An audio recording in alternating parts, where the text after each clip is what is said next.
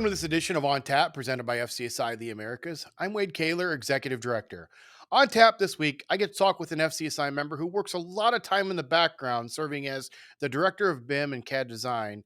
This member has some interesting stories, I'm sure, when it comes to computer designing and its history. Please welcome to the show from Cini Little, Mr. Michael Perigard. Hey, Wade, Hi, thanks. Michael. How are you Good. today? Thanks for having me. Absolutely. Thank you for joining us. We talked a little bit before, but I'm excited because you're not the typical consultant I get to talk to, and I think that's great for us. Great for the show. And I also believe, as I said before, you're going to bring a different perspective that some consultants probably need to hear. Not only and manufacturers, not only consultants. So I think it'll be fun. Um, but before we get into the electric or digital or whatever we're going to talk about with design, let's talk a little bit about you. Tell me how you got your start in the food service industry, how you got your start working for Cini Little doing their BIM and CAD design, and what's led up to today. Sure. Let's see. I started working fast food restaurant in high school. I worked for A&W Great Food Restaurant. I really liked that, enjoyed it. Then after school, I went back and became general manager of that restaurant. Then moved on to a couple of other restaurants, full service restaurants, not fast food restaurants, as assistant manager.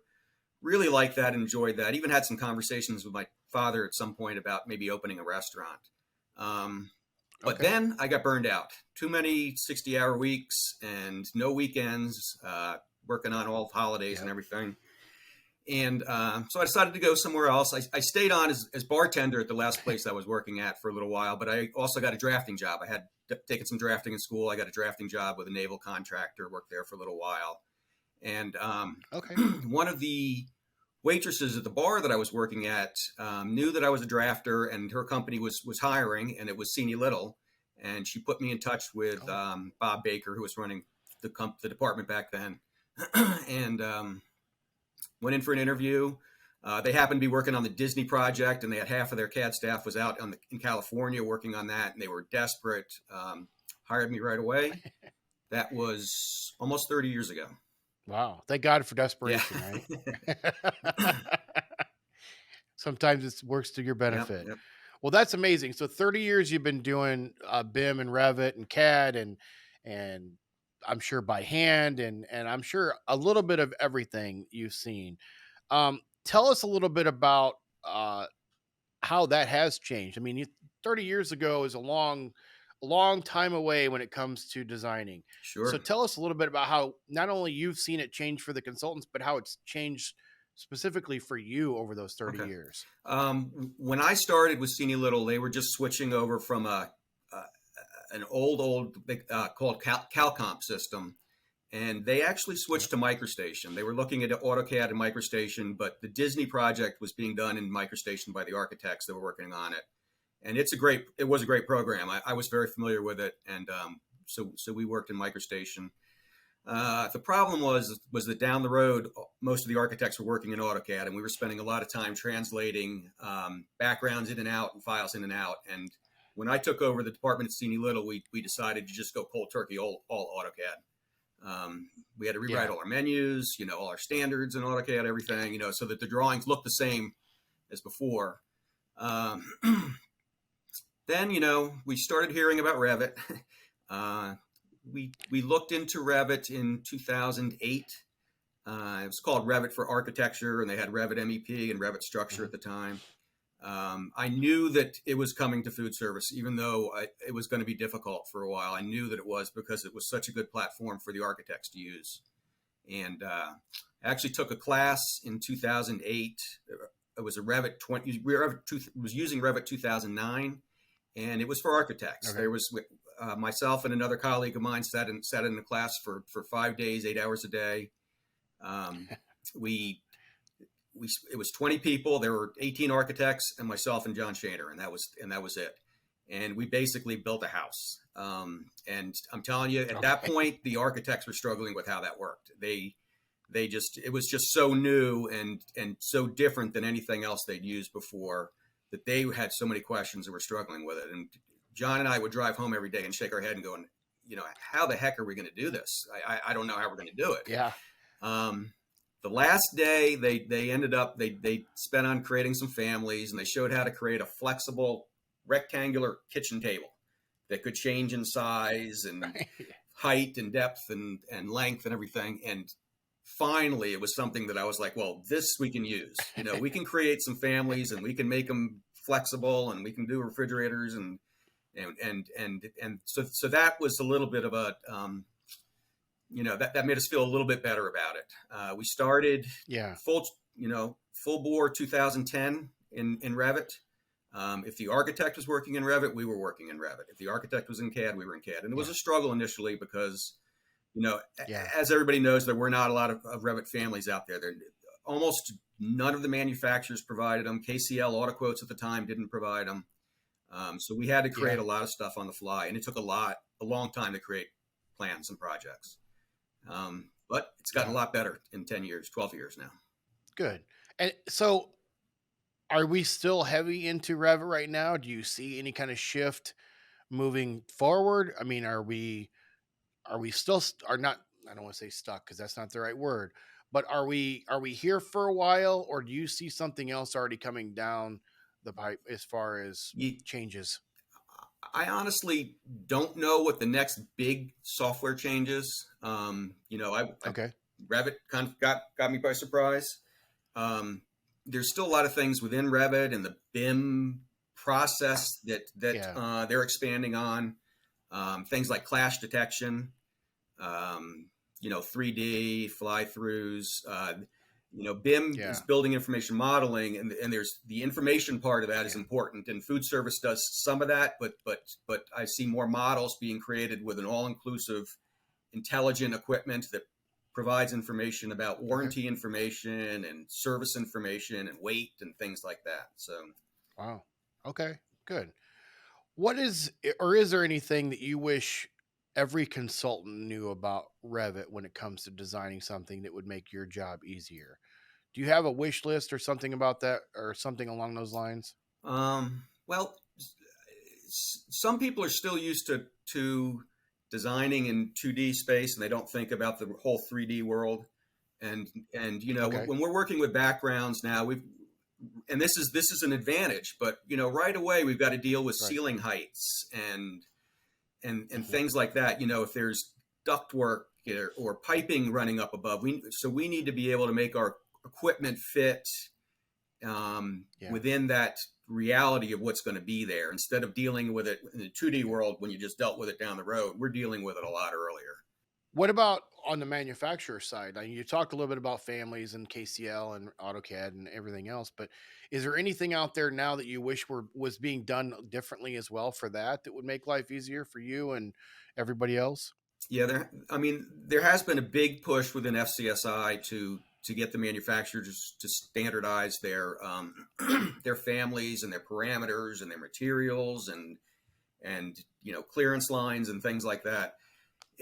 I understand it's a big task, but it's not there yet. So we do Okay. often pull out some families that some are usable, some need to be modified, some I'd rather just use something that we created than what they used. To be honest with you. Yeah, Um, exactly. Well, you mentioned it. We do have, and we, as we're working on them again, and just rolled out some more changes to it. But is there anything FCSI as an association can do to help with that you recommend?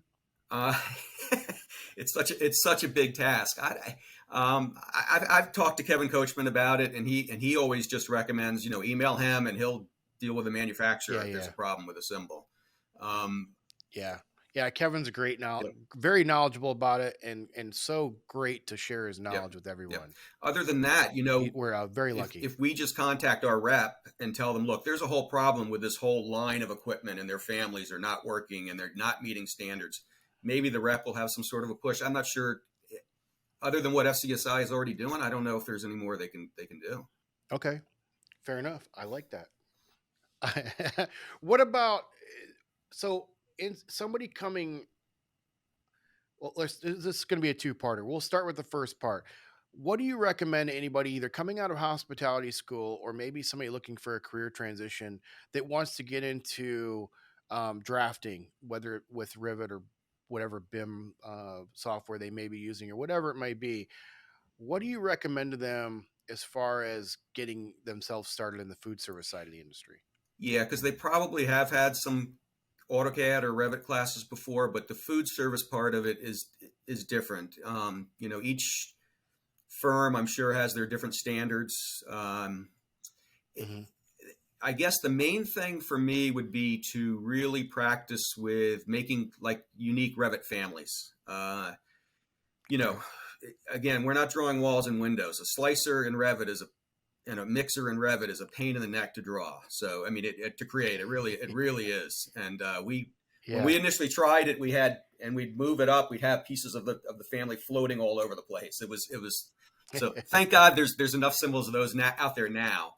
But that's the biggest thing is really get good with your Revit family creation and your dynamic Revit families that are flexible and can change in length and depth and height and all those parameters. Okay. So, follow up to that then is, how long did it take you, or how long does it on average does it take to become proficient at that, to where you feel like you're doing very well and you're getting much, you know most of the tips and tricks of how to do It, things? it took us a couple years. The Okay. first 2 or 3 years, we'd only have a handful of projects in Revit. So Yeah. you don't work on it 100% of the time, and you don't become proficient at it. The more projects you have, the quicker you can get better at it. And it probably took Yeah. us 2 or 3 years. I mean, we there was a lot of swearing in the CAD department about I could have had this already done in AutoCAD. But Yeah. now, honestly, and everybody prefers Revit over AutoCAD. Because we will do a Yeah. couple of AutoCAD projects if the architect and the client wants it in AutoCAD, but everybody wants to do it in Revit now. So Good. That's what I love to hear. Mike, I always like to ask this question, but is there any projects specifically in all the years you've been doing this, that either stand out or have something significance to them that you like to talk about, or you brag about the most? um, sure, there are a couple projects that we're obviously we're proud of all of our projects, but there are a couple of them that really stand out. The first one is the new Yankee Stadium that we worked on back in 2006, 2007. It's a fun project, high profile Yeah. project. It's really proud of our team to get through that because it was such a fast track project. I don't know if we were hired late or if it was just the design schedule was really tough. Yeah. We designed all of the concessions, bars, suite kitchens. Wow. There were 2 restaurants there that you can access from inside the stadium or from outside that we designed too. So it was a little bit larger than your normal stadium project, Yeah. and it's a lot of fun to work on. Yeah. The other project is a Revit project for Universal Studios Beijing that we worked on in 2017, 18, and even part of 19, 20, 2019. 21. Yeah, yeah. I think they just finally opened, believe it or I not. think you might be right, actually. We designed the food service for all of I think there's 6 different lands in the park. We did a large commissary kitchen that had a large cook chill, a couple of bistros, staff housing, and a hotel. So Wow. it was a very, very large project. It was our first real large Revit project that we did. We had done some in the years up to that, Yeah. but that project had over 25 Revit models. Wow. 800 drawing sheets were involved there. We worked with a bunch of architects. It started with 3 or 4 architects in the States, and then when the project moved into CD, they transferred the project to local architects in China. Yeah. But we did all the CD work and then had to figure out working with them and Yeah. communication, get the communication issues squared away and everything. Just a large project that I was really proud of our design team and our CAD team that we handled it and got through it the way we did. And have you been able to? I don't know the answer to this, so the question is: have you been able to actually get over and see it? No, No, no, because I don't know if I don't even know of how long it's been open. That's why I hesitated to even ask the question. But that would be something amazing to get over and see all of that Revit work that you did, and actually now here it is live. That'd be such an amazing yeah, experience. Maybe one day, absolutely. Yeah, That'd be a lot of fun. very cool. Hopefully we're not redesigning it by then. Yeah, exactly. Exactly. Shift gears a little bit. If you have not chosen a career in the food service industry, what do you think you'd been doing right now? Um, well, if you take professional tennis player or golfer off the table, which let's go ahead and do that, probably somewhere in the engineering field. My dad was an aerospace Okay. engineer. My son is a civil engineer. Our minds kind of think Okay. mathematically like that. So probably Yeah. something engineering. Okay. And what is one thing about Michael that nobody would ever guess? Whether it be, obviously, you're not a professional golfer. So, what's one thing about you that nobody would ever guess by talking to you? Whether it's a habit, a hobby, something else like that. Um, well, I officiated high school basketball for 10 years. I did that Okay. right up until COVID. COVID shut down. We were right in the middle of the Maryland State playoffs. COVID shut everything down. They didn't finish them. But I did that for 10 years. I used to coach my kids when they were younger. My oldest son went on to other sports, and then my younger son actually got too good to want to play for me. So to stay in basketball, I decided to take up officiating, and I did it for 10 years, and I really enjoyed it. Yeah. Obviously, you have thick skin if you're officiating basketball. That's a Yeah. rough one. I've got one of my best friends does that, and some of the stories he talks about is, everybody's coaching from the sidelines, and because you're in a basketball court, you can hear everything. So, Yeah, unlike football and some others, it's a little more open air. yeah. You try and I don't want to say you have selective hearing, but you hear the coaches, maybe the Yeah, players sometimes, and try not to hear the yeah. parents. Absolutely. So, last question I've got for you is, or the formal questions anyway. You talked a little bit about you're doing everything in Revit now. Are you doing much in the VR or in the augmented reality or anything like that type yet? Are you moving towards those? We actually are not. We've debated it back and forth a little bit, and we probably will eventually. But for us, most of the time, it's being done by the architect. So they're doing Okay. the fly throughs and the walkthroughs and the virtual reality. And as long as our model is tight and looks good, and we don't have Hmm. equipment floating, and our materials are correct, so when they run their programs, that's been fine for now. But I do see us probably getting into that down the road. Okay. Very good. Well, that's all the formal questions I've got for you today. But before you go, we have to have a little bit of fun. So I've got a set of would you rather questions we'll dive into. The first one I've got for you, Michael, is would you rather buy 10 things you don't need every time you go shopping or always forget the one thing that you do need every time you go shopping? Always forget the one thing. I can go back and get that, no problem. Okay. Would you rather have a personal housekeeper or a personal chef? Personal housekeeper. My wife's a pretty good Okay. cook. Would you rather be an extra in an Oscar winning movie or the lead actor in a box office bomb? Extra in an Oscar movie. Okay. Would you rather be stuck watching nothing but Hallmark Christmas movies forever or nothing but horror movies for the rest of your life? Oh God. It would have to be the Hallmark movies, I guess. I love the fact that you cringed when I said Hallmark movies, but then you had to go back, and I've caught so many people on that question this year. So that Well, brings so the much caveat to joy. that is that my wife does enjoy those. She would not watch horror Well, movies. the caveat to that is I recently lost my mom this year, and my mom was a huge Hallmark Christmas movie person. And it was the one thing when we go Yeah. down every Thanksgiving, and I made fun of her so much every year for these dumb Hallmark Christmas movies.